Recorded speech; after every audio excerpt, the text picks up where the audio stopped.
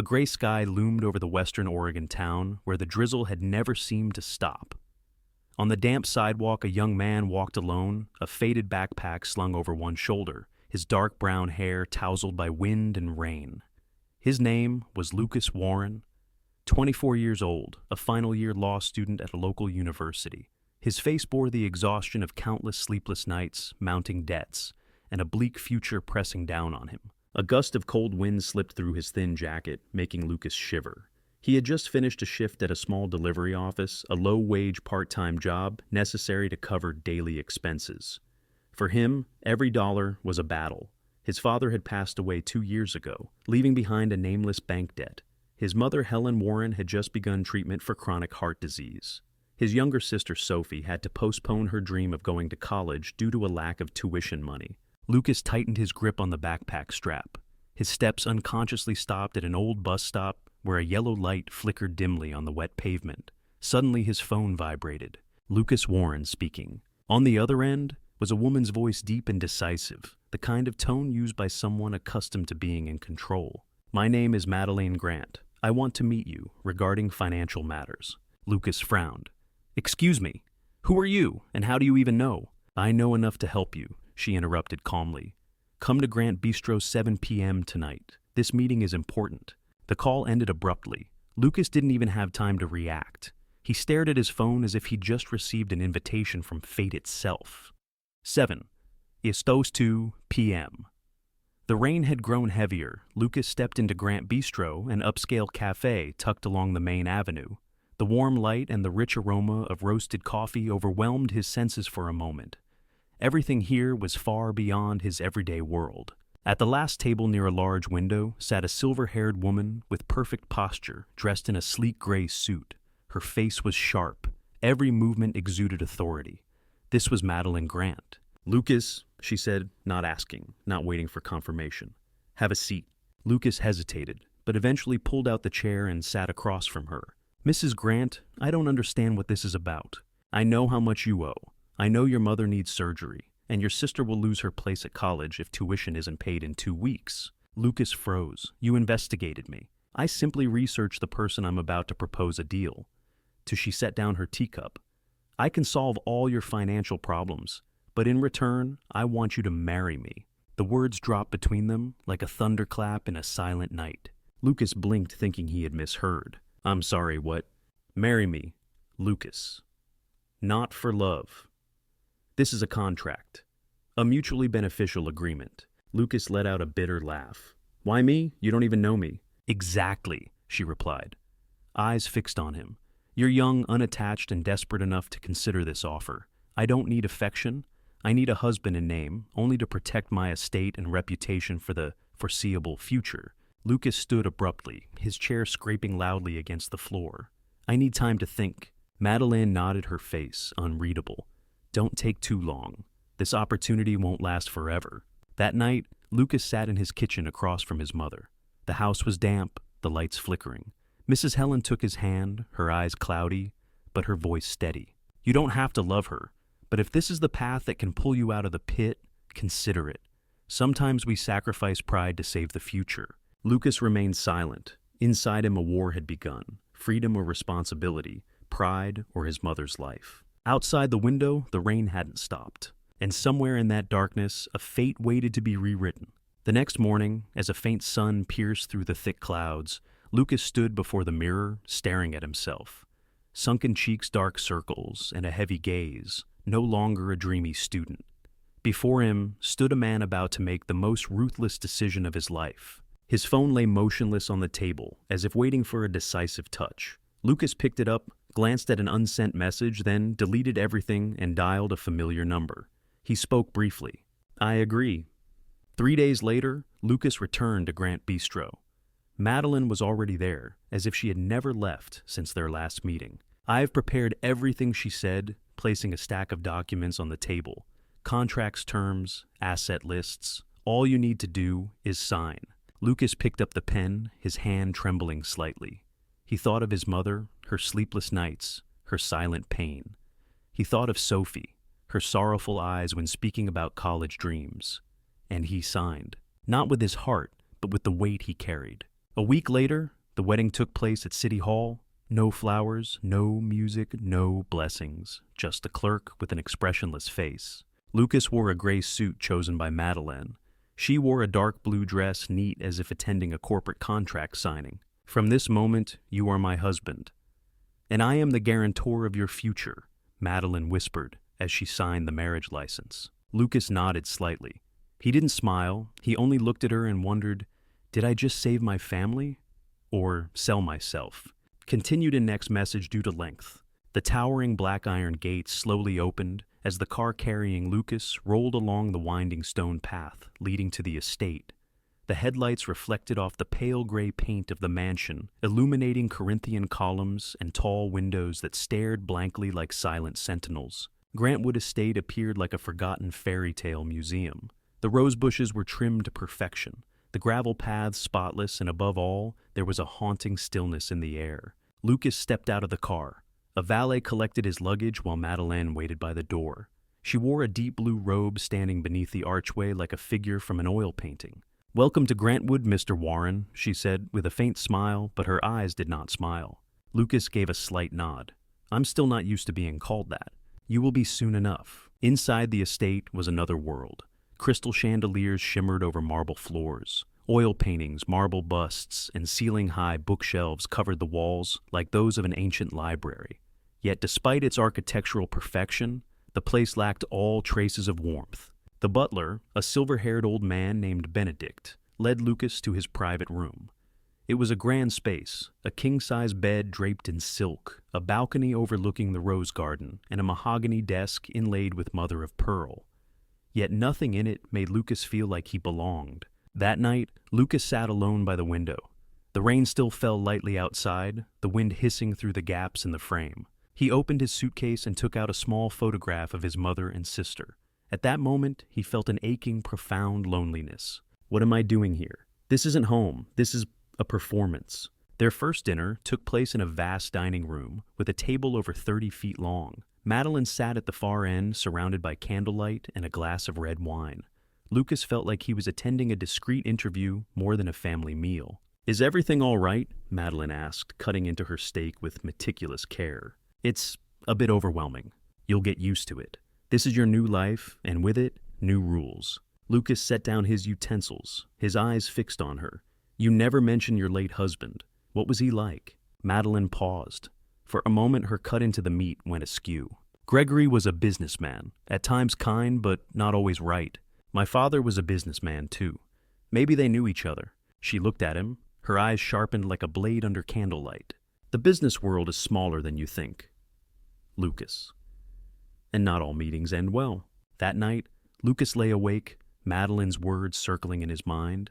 There was something in the way she looked at him, as if he were more than just a contract husband, as if he were a piece of something deeper.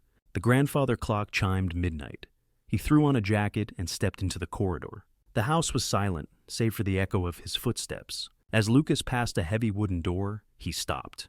The brass handle was locked, but something about it felt secret, and he made a promise to himself one day he would find out what Madeleine was hiding behind that elegant facade. The first few days at Grantwood passed like a silent play. Lucas woke up in cold silk sheets, ate gourmet meals, with a woman who never truly opened up, and wandered dark hallways lined with portraits of the long dead. The house staff, only 3, remained quiet, always avoiding his eyes. Each time he entered a room, silence fell like a curtain. Once, while passing the kitchen, he overheard a whisper. "She's brought another one back." A second voice murmured, "This one looks more alert." Lucas entered, and silence dropped like a hammer. One afternoon, while exploring the second floor, Lucas noticed at least 3 doors were locked. The brass handles bore intricate engravings polished daily, but never touched. A chill ran down his spine. That night, back in the library, his only favorite place in the house, he noticed a small ring of keys misplaced among the books on Madeleine's desk. One of them looked just like the ornate handles he had seen. Lucas glanced around. No footsteps, no sounds. His heart thudded as his hand touched the cold metal. "I'll just try. If it doesn't work, I'll put it back." He returned to the hallway upstairs and stopped at the first door, where the dim ceiling light fell on dark wood. The key fit. A soft click broke the silence. The door creaked open, and before him lay a room covered in dust, cloaked in time. A large portrait of a man stood over the fireplace beside a younger, Madeleine Golden, curls a proud gaze masking sorrow. On the table were faded letters, notebooks, and financial records. Lucas stepped closer. He turned the pages. One name repeated itself. Harold G., Grant Madeleine's late husband. Then, a familiar name, James D. Warren Lucas's father. No, this can't be. A typewritten letter bore the title 1995 Investment Agreement, Warren and Grant Properties. Then a handwritten note ink smudged, "You destroyed us. I won't let it rest. The day you die is the day I start reclaiming every dollar." Lucas felt the floor beneath his sway. "I'm not just a contract husband. I'm the son of her enemy." At that moment, a quiet sound came from behind. Lucas turned. In the doorway, Madeleine stood. "I guess you figured it out." The air in the room thickened like fog. Lucas couldn't breathe. Madeleine stood at the doorway, her shadow stretching long across the old wooden floor. She didn't step inside, nor did she lash out. She simply looked at him with eyes that seemed weary. "I guess you figured it out." Lucas gripped the edge of the table, his voice hoarse. "Why?" Madeleine let out a breath, as though she had been holding it for years. She walked slowly into the room, each step echoing off the walls. "Gregory, my husband once believed in your father. James Warren sold him dreams of investment returns and promised sustainable growth. But when everything collapsed, Gregory lost everything. His company, his name, and his heart." She stopped beside the old portrait, placing a hand gently on the image of her late husband. "He died of a heart attack no one could save, and I lost the last reason I had to trust anyone." Lucas growled. "So you thought marrying me, his son, was just as revenge?" "No." Madeleine turned to face him. "At first I just wanted you to feel what it was like to be controlled, to be forced into a choice like James forced Gregory. But then you weren't like him." Lucas blinked. "What are you talking about?" "I watched you, Lucas. Every scholarship form, every late-night shift at the post office. You weren't greedy, you didn't lie, you were just surviving. And that made me hesitate." Silence filled the room. The desk lamp cast shadows of both their figures on the old walls. Lucas spoke slowly, his voice trembling with both anger and pain. "I'm not your therapy. You dragged me into a game I didn't even know I was playing." Madeleine replied softly, "Not a game, Lucas. A lesson for both of us." That night, Lucas sat in his room with the door locked. The photo of his father on the table stirred in him both rage and sorrow. He didn't know what part of the past was true or what was twisted. If he betrayed them, I can't forgive that. But if Madeleine distorted the truth, then I'm the victim of a lie that lasted decades. He looked out the window, where light from the hallway cast a faint glow. In his mind, one thought rang loud and clear. I need the whole truth, not from her, from the pieces that remain untouched. Lucas stood heading toward the library, the place where it all began. He knew the next doors were waiting. The library at night held a sacred stillness. Towering shelves like memory walls lined with the dust of decades. Lucas stepped inside and gently closed the door. A brass desk lamp illuminated fragments of a past he had never known. He returned to the old files this time, combing through them meticulously. A copy of an investment contract bearing his father's signature, a financial analysis suggesting shady transfers. Then behind a folder, Lucas found an unsent letter, handwritten, shaky. "Gregory, I don't know what led to your losses. I only know the numbers left my hands the moment the parent company changed ownership. If I am at fault, I'm sorry." Lucas froze. His father had apologized, yet had never told his family anything. He carefully placed the letter aside, but it wasn't over. Inside a locked drawer of Madeleine's desk, Lucas found a small leather-bound journal, Gregory Grant's diary. Its lock had broken long ago. He opened it. The early pages were filled with vivid accounts of Gregory and James's early partnership. They were once friends, words laced with hope. "James has a vision. I trust those eyes." But then the tone-darkened Gregory wrote of financial missteps, of signing papers he didn't fully understand. And then, "Madeleine doesn't believe me anymore. She thinks I'm weak. I think the fault is mine for trusting the wrong man. But I can't tell her the truth, because the truth would kill her faster than the grief." Lucas sat in silence. The picture of his father and Gregory was no longer black and white. It was a fracture two men caught in a storm they couldn't control. Part 8. Preparing for the storm. The next morning, Lucas sat across from Benedict in the side dining room. The old butler poured tea with precise movements as if he had lived at Grantwood his entire life. "You knew, didn't you?" Lucas asked softly. "About my father and Gregory." Benedict looked up, his aged eyes filled with understanding. "I knew many things, but I also learned that knowing too much doesn't always let you sleep in peace." Lucas's voice was steady.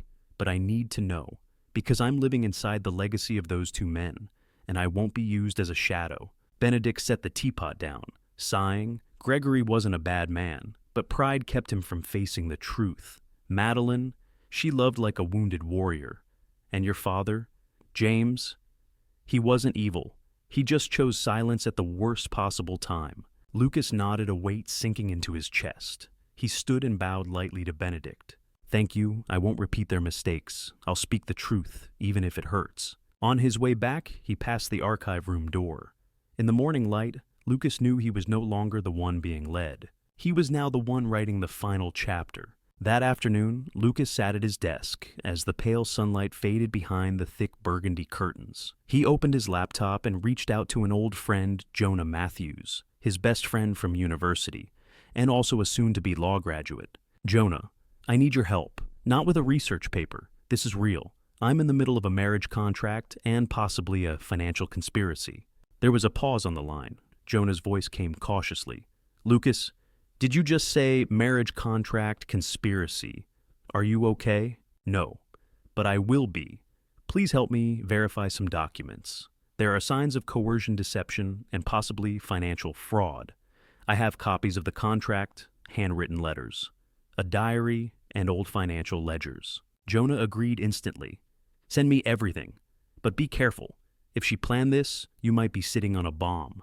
Lucas quietly copied the crucial documents onto a USB drive, storing one backup in a password-protected safe. He moved with caution. No one could know.